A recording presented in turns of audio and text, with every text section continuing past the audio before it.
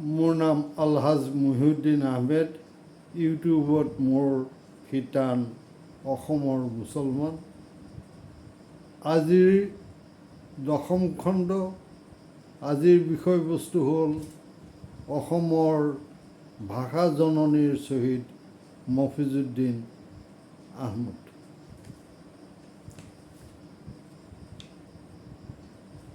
অসমীয়া ভাষাই ব্ৰিটিছ যুগৰ পৰাই দুৰ্ভোগ ভুগি আহিব লগা হৈছিল। এছাম লোকৰ প্ৰৰোচনাত পৰি 1836 চনত অসমত অসমীয়া ভাষাৰ পৰিৱৰ্তে বঙালী ভাষাৰ প্ৰচলন কৰা হৈছিল আৰু সুদীৰ্ঘ প্ৰায় 37 বছৰ কাল অসমত বঙালী ভাষা প্ৰচলন হোৱাৰ পাছত তদানীন্তন কেম্পবেল চাহেবৰ সহানুভূতিত 1873 চনত অসমত আকৌ অসমীয়া ভাষাৰ প্ৰচলন হৈছিল। হ'লেও কিদৰে অসমীয়া ভাষাক ধূলিসাৎ কৰিব পৰা যায় এছাম মানুহে গোপনে অহৰহ চেষ্টা চলাই আহিছে। সেইকাৰণে 1947 চনত ভাৰত স্বাধীন হোৱাৰ পাছতেই 1960 চনত অসমৰ অসমীয়া মানুহে স্বকীয় ভাষা ৰক্ষাৰ্থে ভাষা আন্দোলন কৰিব লগা হ'ল। অৰ্থাৎ 1960 চনত অসমত অসমীয়া ভাষা আন্দোলন হৈছিল আৰু ৰঞ্জিত বৰপূজাৰী এই ভাষা আন্দোলনৰ প্ৰথম শ্বহীদ আছিল। নলবাৰীৰ পাটাচাকুছিৰ সাহিত্যিক পেঞ্চনাৰ শ্বৰিফুদ্দিন আহমেদে 2008 চনৰ 8 জুলাই তাৰিখে তেওঁৰ ঘৰতে মোক কোৱা মতে শ্বৰিফুদ্দিনো ৰঞ্জিত বৰপূজাৰীহঁতৰ হোষ্টেলৰ বাসিন্দা আছিল। হোষ্টেলৰ সন্মুখত কেইটামান ঘৰ আছিল। কোনোবাই বোলে সেই ঘৰত জুই দিলে। হোষ্টেলৰ কেইজনমান ল'ৰাই হোষ্টেলৰ পৰা চাই আছিল। তেনেকুৱাতে আৰক্ষী গৈ তেওঁলোকলৈ গুলীয়াই দিয়াত ৰঞ্জিত বৰপূজাৰী ঠাইতে নিহত হৈছিল আৰু দুজনমান লঘু আঘাত পাইছিল। গতিকে ৰঞ্জিত বৰপূজাৰী শ্বহীদ হোৱাৰ পাছত অসমত ভাষা আন্দোলন জোৰদাৰ হৈছিল। সেই অনুযায়ী নগাঁৱৰ ছাত্ৰ সন্থায়ো নগাঁৱতো ভাষা আন্দোলন প্ৰবল কৰি তুলিছিল আৰু তেওঁলোকে এটা শোভাযাত্ৰা উলিয়াই পানীগাঁও চাৰিআলি হৈ আইটিআইৰ দিশলৈ অৰ্থাৎ দক্ষিণ দিশলৈ আগবাঢ়িছিল। যেতিয়া তেওঁলোক আগবাঢ়ি গৈ আইটিআইৰ সন্মুখ পাইছিলগৈ তেতিয়া কোনোবা এজন দুষ্কৃতিকাৰীয়ে ঘৰৰ ওপৰৰ পৰা বোলে বন্দুক মাৰিছিল আৰু ফলস্বৰূপে ষষ্ঠ শ্ৰেণীৰ ছাত্ৰ মফিজুদ্দিন আহমদ ঠাইতে নিহত হৈছিল।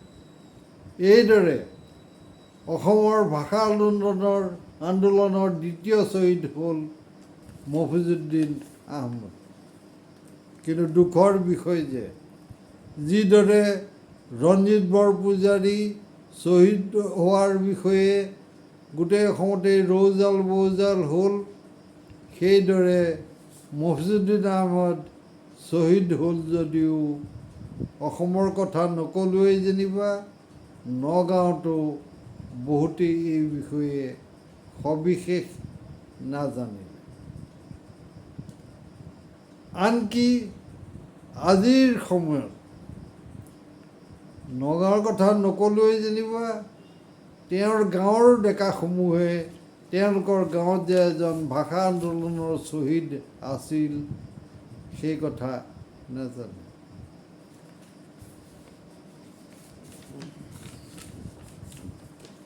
এইগৰাকী সন্মানীয় শ্বহীদ মফিজুদ্দিন আহমেদৰ ঘৰ হ'ল নগাঁও নগৰৰ ডিমৰুগুৰি অঞ্চলৰ টাউনতম পানীগাঁও। তেওঁৰ দেউতাকৰ নাম আছিল মতিউল্লাহ আৰু মাকৰ নাম আছিল কলি মুছলমানী। মতিউল্লাৰ 4জন পুতেক আছিল আৰু এই 4জনৰে দ্বিতীয় পুতেক আছিল মফিজুদ্দিন আহমেদ। উল্লেখযোগ্য যে মৃত্যুৰ আগৰ কিছুদিনৰ বাবে মই কলি মুছলমানীক লগ পাইছিলোঁ।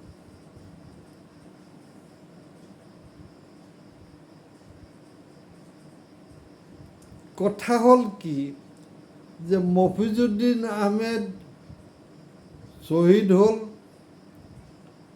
সেইটো তেওঁৰ গাঁৱৰ তেওঁৰ পৰিয়ালৰ ওচৰ চুবুৰীয়াই বুজিব পৰা নাছিল। এইটোৱে তেওঁলোকে বুজি পাইছিল যে মফিজুদ্দিন বন্দুকৰ গুলীত নিহত হ'ল, হয়তো পষ্টমৰ্টেম কৰা হৈছিলে নিশ্চয়, যিটোৰ বিষয়ে কোনো বৰ্ণনা মই পোৱা নাই। আৰু পষ্টমৰ্টেমৰ পিছতেই মফিজুদ্দিনক আনি কবৰ দিয়া হ'ল। বছ, সীমান্তই সকলো শেষ। মফিজুদ্দিন যে ভাষা আন্দোলনৰ এজন সন্মানীয় শ্বহীদ, মফিজুদ্দিনে যে সমসাময়িক ছাত্ৰ সন্থাৰ পৰা অসম চৰকাৰৰ পৰা যথোচিত সন্মান পাব লাগিছিল, সেয়া পোৱা নহ'ল। আৰু তেওঁৰ পৰিয়ালেও অসম চৰকাৰৰ পৰা যথোচিত সন্মান নাপালে। তত্ৰাচ সদৌ অসম ছাত্ৰ সন্থাক ধন্যবাদ যে 1987 চনৰ 10 ডিচেম্বৰ তাৰিখে 203 নম্বৰ মানপত্ৰখনি মফিজুদ্দিনৰ ককায়েক হবিবুল্লাৰ হাতত অৰ্পণ কৰে। 1988 চনৰ এটা গধূলি হবিবুল্লাৰ ঘৰতে মই তেখেতৰ সৈতে কথা বতৰা পাতি থাকোঁতে হবিবুল্লাই আনি মোক এই মানপত্ৰখনি দেখুৱালে। তেতিয়া মানপত্ৰখনি পঢ়ি মইতো আচৰিত যে ভাষা আন্দোলনৰ শ্বহীদগৰাকীক তেওঁ আঠে বেঠে ঘৰত সোমোৱাই ৰাখিছে, কিন্তু কোনেও নাজানে। তেতিয়া হবিবুল্লাক মই ক'লোঁ যে এইটোতো কথা নহয়, এওঁ ভাষা আন্দোলনৰ শ্বহীদ, গোটেই অসমে জানিব লাগে কিয় সোমোৱাই ৰখা হৈছে। তেতিয়া হবিবুল্লাই কৈছিলে যে আপুনি পাৰিলে চেষ্টা কৰিবচোন। তেতিয়া মই সেই শ্বহীদ মানপত্ৰৰ ফটোকপি লৈ লৈছিলোঁ আৰু পৰৱৰ্তী সময়ত সেয়া মই প্ৰকাশ কৰিছিলোঁ। কিন্তু উল্লেখযোগ্য যে ছাত্ৰ সন্থাই মানপত্ৰখনি দিলে যদিও কোন চনত কি তাৰিখে মফিজুদ্দিন শ্বহীদ হৈছিল সেই বিষয়ে সেই মানপত্ৰত কোনো উল্লেখ নাই। ছাত্ৰ সন্থাই দিয়া মানপত্ৰখনি এয়া,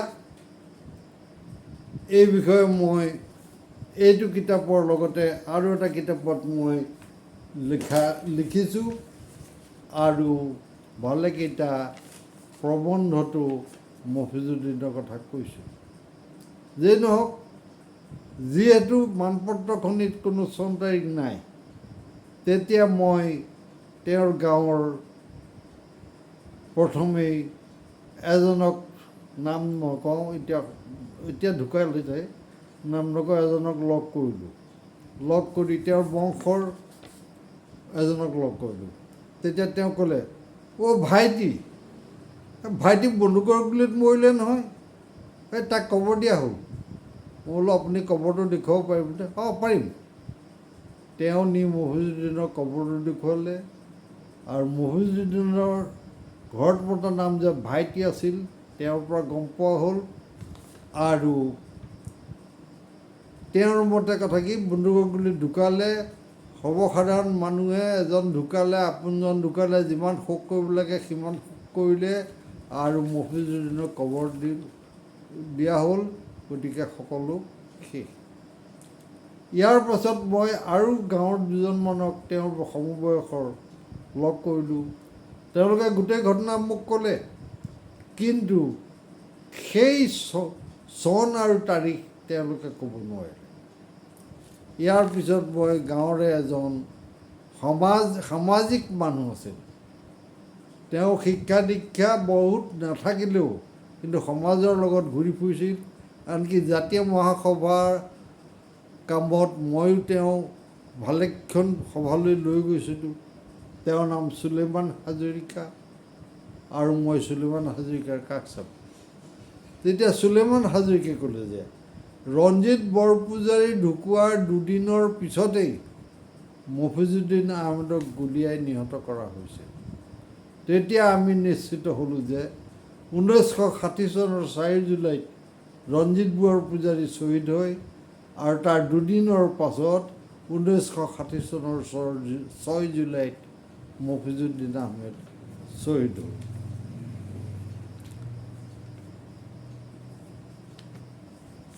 গতিকে এই মফিজুদ্দিন শ্বহীদ হোৱাৰ পাছত তেওঁ যে শ্বহীদী যাত্ৰাৰ সন্মান পাব লাগিছিল এই বিষয়ে একোটো কৰা নহ'ল। শেষত মই সদৌ অসম খিলঞ্জীয়া মুছলমান জাতীয় মহাসভাৰ সৌজন্যত কেইজনমান বিশিষ্ট ব্যক্তি মাতি আৰু নগাঁও ছাত্ৰ সন্থাক মাতি নগাঁও সাহিত্য সভা ভৱনত এখনি সভা দিলোঁ আৰু উক্ত সভাত শ্বহীদ মানপত্ৰখনি প্ৰদৰ্শন কৰিলোঁ। তেতিয়া সকলোৱে মফিজুদ্দিন শ্বহীদ হোৱাৰ কথা মানি ল'লে। আনকি তেওঁৰ বয়সৰ দুজনমান অমুছলমান মানুহ, হিন্দু মানুহেও তেওঁ শ্বহীদ হোৱাৰ কথা মোক কৈছিল, কিন্তু চন তাৰিখে মনত নাই। গতিকে সেইদিনাখন সিদ্ধান্ত কৰা হ'ল যে ছাত্ৰ সন্থাই সিদ্ধান্ত কৰিছিলে যে আপোনালোকে ঠাই অকণমান চাই দিব, আমি মফিজুদ্দিন আহমেদৰ স্মৃতিত এটা স্মৃতি সৌধ নিৰ্মাণ কৰি দিম। আৰু লগতে ৰাইজৰ দাবী আছিল যে মফিজুদ্দিন আহমেদৰ নামত এটা পথো নামকৰণ কৰিব লাগে।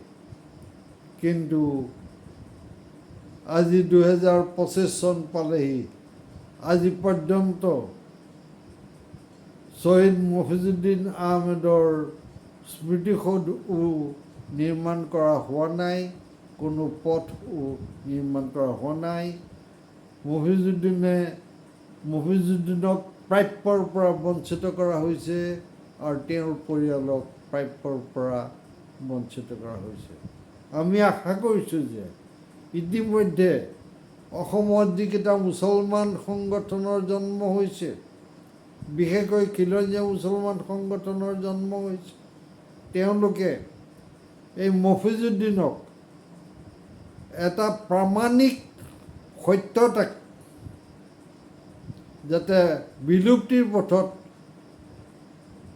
লুপ্ত হৈ নাযায় তাৰ কাৰণে অহৰহ চেষ্টা কৰি যাব আৰু এদিন শ্বহীদ মফিজুদ্দিন আহমেদ জাকত জিলিকা হৈ পৰিব। ধন্যবাদ।